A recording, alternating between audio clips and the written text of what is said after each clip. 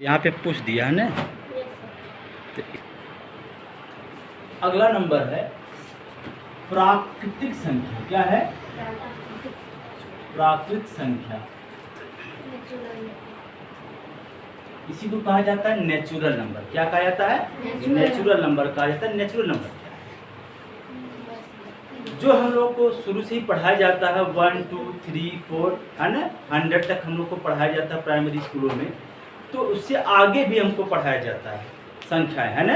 यानी 1 से तो शुरू होती हैं, लेकिन एक कब खत्म होगी इसकी कोई सीमा नहीं। इनफाइनाइट तक होती है, अनंत तक संख्याएं होती हैं। क्या होती हैं? अनंत तक संख्याएं होती है। अब ध्यान से देखिए, जिन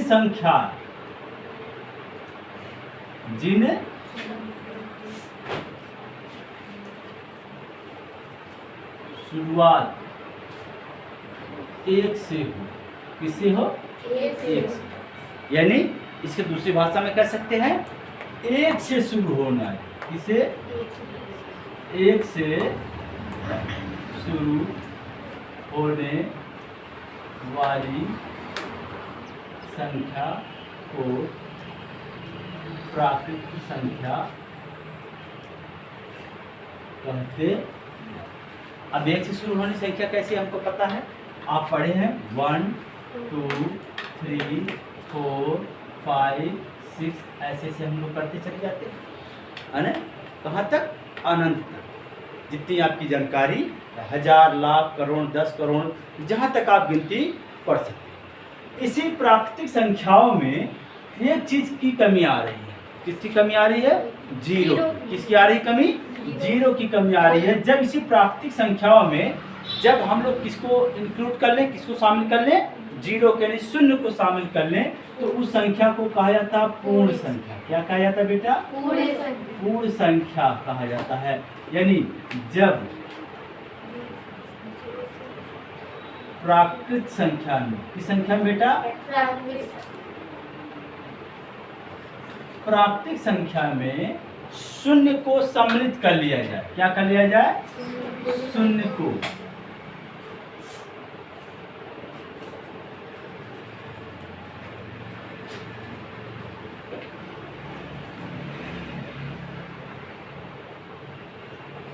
यानी कहने का अर्थ क्या है?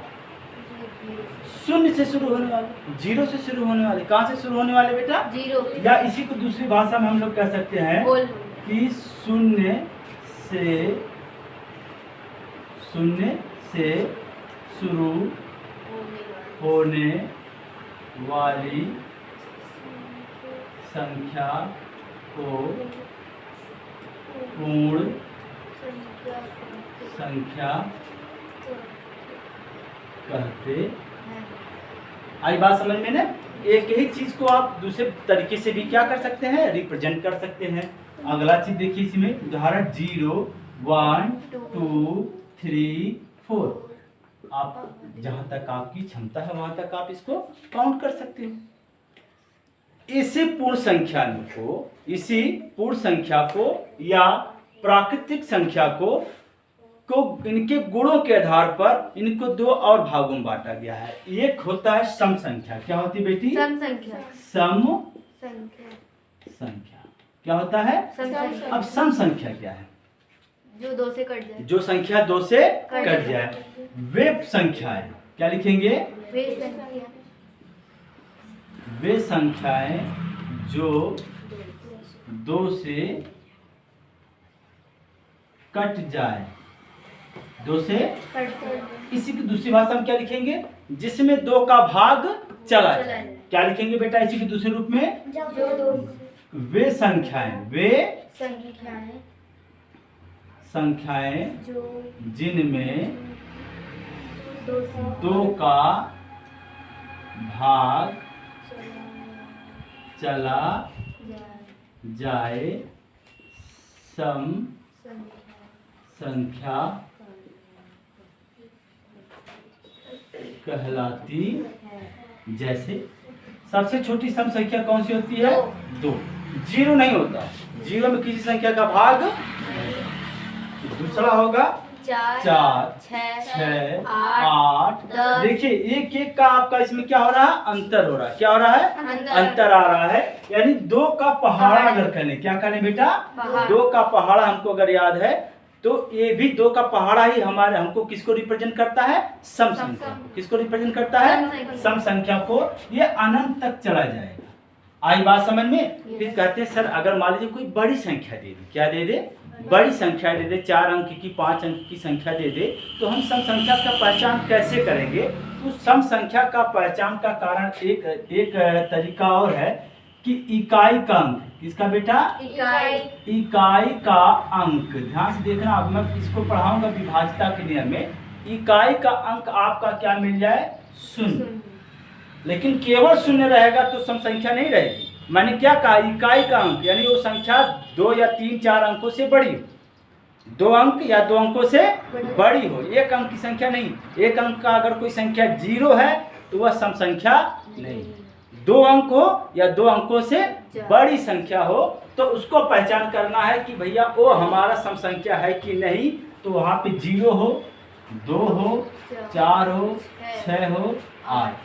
इन पांचों में से अगर कोई भी एक संख्या आपका इकाई के अंक पे है तो वह सम संख्या होगी।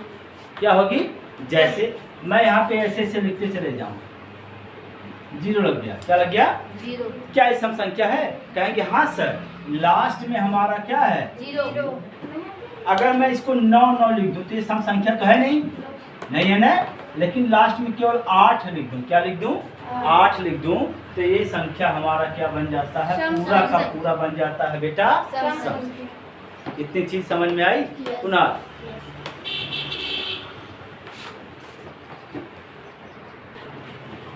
देखिए हम लोगों ने पढ़ा प्राकृतिक संख्या, पूर्ण संख्या, है ना। अब सम संख्या और विषम संख्या इतना पढ़ लिया। अब संख्याओं के विभाज्यता के आधार पर अगर पढ़ा जाए तो संख्याओं को 2 भागों में बांटा गया है। कितने भागों में बांटा गया है, 2 भागों में बांटा गया है। एक संख्या होती भाज्य संख्या, क्या होती बेटा, भाज्य संख्या। क्या होती है सर, विषम संख्या नहीं पढ़ा है, विषम संख्या नहीं पढ़ा है। अरे विषम संख्या नहीं पढ़ा है, नो सर। चलिए सम संख्या पढ़ा दिए ना। Yes sir. चलिए देखिए, सॉरी, विषम संख्या कह सकते हैं हम लोग, विषम सम संख्या मैंने बताया जो संख्या 2 से कट जाए या 2 से भाग चला जाए। तो विषम इसका क्या है, अपोजिट है, उल्टा है। जिन संख्याओं में 2 का भाग न जाए वही संख्या विषम कहलाती है। यानी जिन संख्या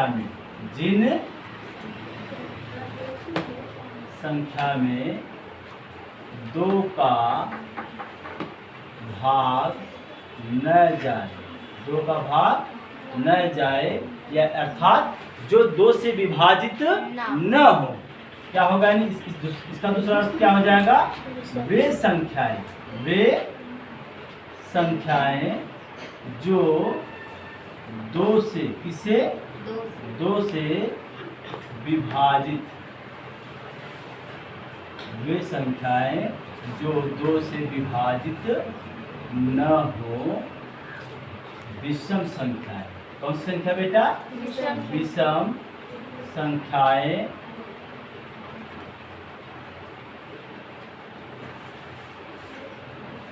वे संख्याएं जो 2 से न विभाजित हो क्या कहलाती हैं, विषम संख्याएं कहलाती हैं। जैसे सबसे छोटी विषम संख्या 1, सबसे छोटी विषम संख्या 1 के बाद क्या आता है, 3, 5, 7, 9, 11, एक के अंतराल के बाद सभी संख्याएं मिलती चली जाएगी। तो हमने क्या पढ़ा, सबसे छोटी सम संख्या कौन सी होती, सबसे छोटी 2। और विषम कौन सी होती बेटा, विषम। आई बात समझ में ना।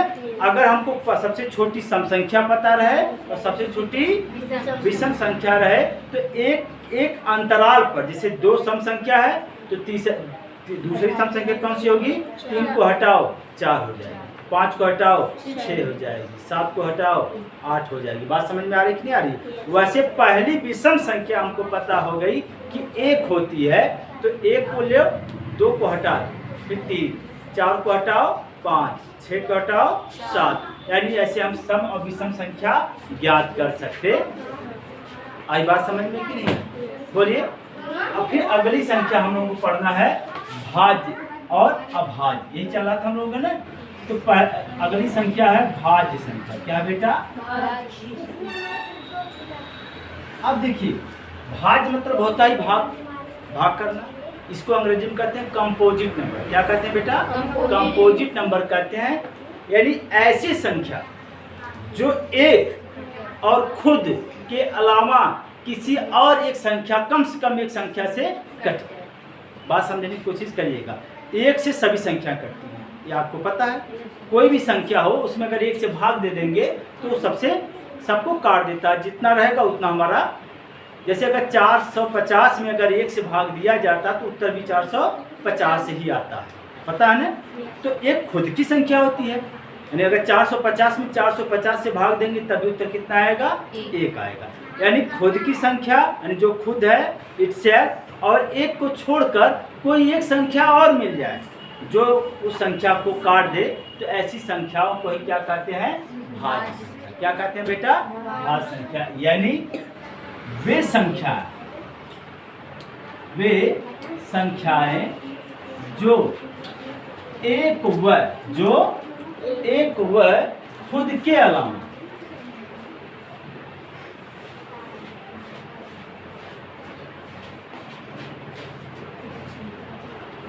किसी तीसरी अन्य संख्या से विभाजित हो भाज्य संख्या कहलाती है। जैसे देखिए 6, सबसे छोटी संख्या हम लोग कोई एक संख्या 6 लेते हैं। क्या लेते हैं? 4 है, 6 है ना? 10 लेते हैं। क्या लेते हैं? 18 लेते हैं, 91 लेते हैं। क्या लेते हैं? 99 लेते हैं। अब इन संख्याओं के बारे में हम लोग बात करते हैं। अब बताओ, 6 1 से कटेगी और 6 से भी कटेगी, और किससे कटेगी बताइए आप? 2 से भी कटेगी और 3 से भी कटेगी। यानी ये संख्या 1 और 6 के अलावा 2 से भी कट गई और 3 से। यानी 6 भाज्य संख्या है। क्या बेटा है? 6 भाज्य संख्या। उसी तरह से 10 के लिए देखते हैं, ये संख्या 1 से भी कटेगी और 10 से भी कटेगी। पहले तो खुद मैंने क्या लिखा है? एक व खुद। क्या लिखवाया है? पहले एक और खुद को देख लेते। 1 से भी कटेगी और 10 से भी कटेगी, और ये कटेगी 2 से भी कटेगी और 5 से भी कटेगी। यानी देखा जाए तो ये संख्या खुद और एक के अलावा 2 से भी कटा और 5 से भी कटा।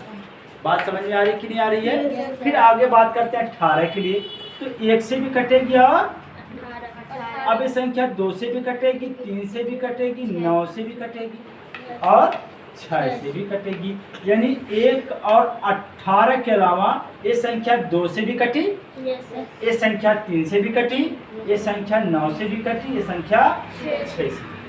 तो इस तरह से ऐसी संख्याएं जो खुद और एक के अलावा किसी दूसरे या तीसरे संख्या से भी कट जाए, उन्हीं को क्या कहते हैं? भाज्य संख्या। क्या कहते हैं बेटा? भाज्य संख्या। ठीक। देखिए अगली संख्या अभाज्य संख्या। क्या है? ये मान चलिए कि नवोदय में कम से कम एक नंबर का प्रश्न, यहाँ से एक प्रश्न तो जरूर ही उठता है। कितना प्रश्न उठता है? अभाज्य संख्या से एक प्रश्न जरूर है। भाज्य का भी नहीं उठ सकता, सम का भी नहीं उठ सकता, विषम का नहीं उठ सकता। लेकिन अगर इस अध्याय से अदर क्वेश्चन नहीं ले रहा है तो अभाज्य संख्या जरूर पूछेगा कि इन संख्याओं में अभाज्य संख्या कौन सी है। इसी को कहा जाता है प्राइम नंबर। क्या कहा जाता है? प्राइम नंबर कहा जाता है। जरूर पूछेगा अभाज्य संख्या कौन इसमें कौन सी। तो अभाज्य संख्या क्या होती है? हमने अभी क्या बताया इसके पहले भाज्य में, कि जो संख्या एक और खुद के अलावा किसी तीसरे से कट जाए। लेकिन भैया ये तीसरे से नहीं कटते, ये तीसरे से नहीं करते हैं। यानी वे संख्या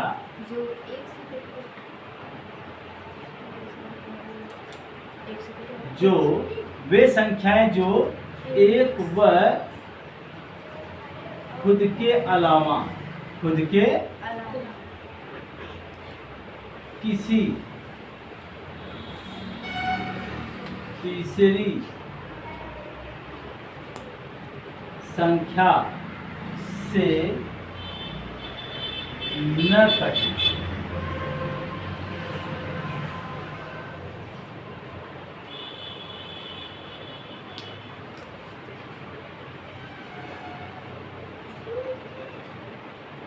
वे संख्याएं जो एक और खुद के अलावा किसी तीसरी संख्या से न कटे अभाज्य संख्या कहलाती है। कौन संख्या कहलाती है? अभाज्य संख्या कहलाती है। जैसे 2, 3, 5, 7, 11, 13, 17, 19। आई बात समझ में? आप देखेंगे कि 2 केवल 2 से कटेगी और 1 से, तीसरी संख्या से 3 भी केवल 1 और 3 से कटेगी, किसी से 5 के साथ 7, 11, 13, 17, 19 ऐसी ऐसी संख्याएं हमारी मिलती चली। आई बात समझ में?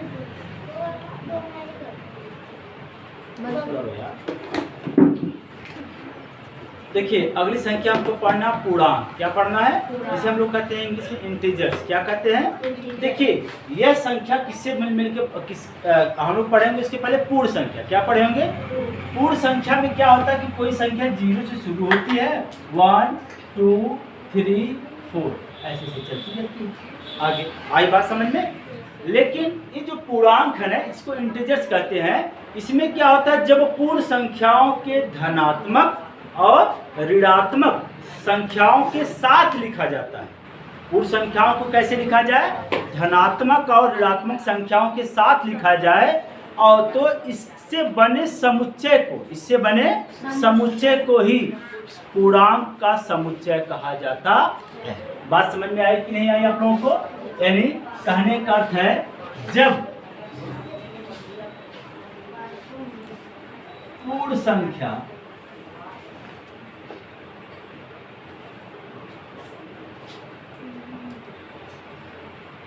धनात्मक व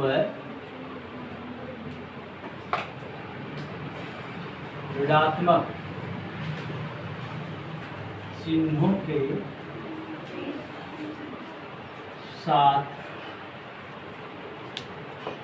लिखा जाए तो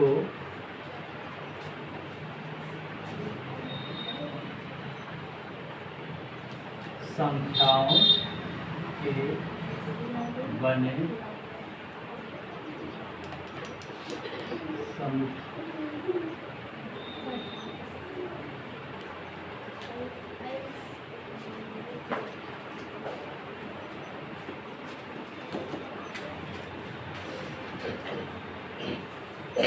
क्लियर बेटा? जब पूर्ण संख्याओं को धनात्मक और ऋणात्मक चिन्हों के साथ लिखा जाए। कैसे लिखा जाए? धनात्मक और ऋणात्मक संख्याओं चिन्हों के साथ लिखा जाए तो ऐसे बनने वाली संख्या को ही क्या कहा जाता है? पूर्णांक कहा जाता है। क्या कहा जाता है? पूर्णांक कहा जाता है। जैसे देखो बीच में होता है 0। क्या होता है बेटा? 0। अब इस दाहिना हाथ जो दिख रहा है आप लोग ना, राइट हैंड साइड में आपका +1, +2, +3, +4, +5 ऐसे चढ़ता जाएगा। बोलिए, कामा लगा लीजिएगा आप लोग, ठीक है ना? अब देखिए इधर -1, -2, -3, -4, -5 ऐसे ऐसे हमारा इधर चलता जाए। इन्हीं को कहा जाता है पूर्णांक। क्या कहा जाता है? पूर्णांक। यानी चिन्हों को अगर हम कहेंगे बेटा -1 क्या है, तो आप क्या बोलोगे? होल नंबर बोलोगे, यानी पूर्ण संख्या बोलोगे, प्राकृतिक संख्या बोलोगे, सम संख्या, विषम संख्या, क्या बोलोगे आप? नहीं कहेंगे सर नहीं, इसमें से कोई नहीं है। ये चिन्हों के साथ रखा गया है। किसके साथ रखा गया है?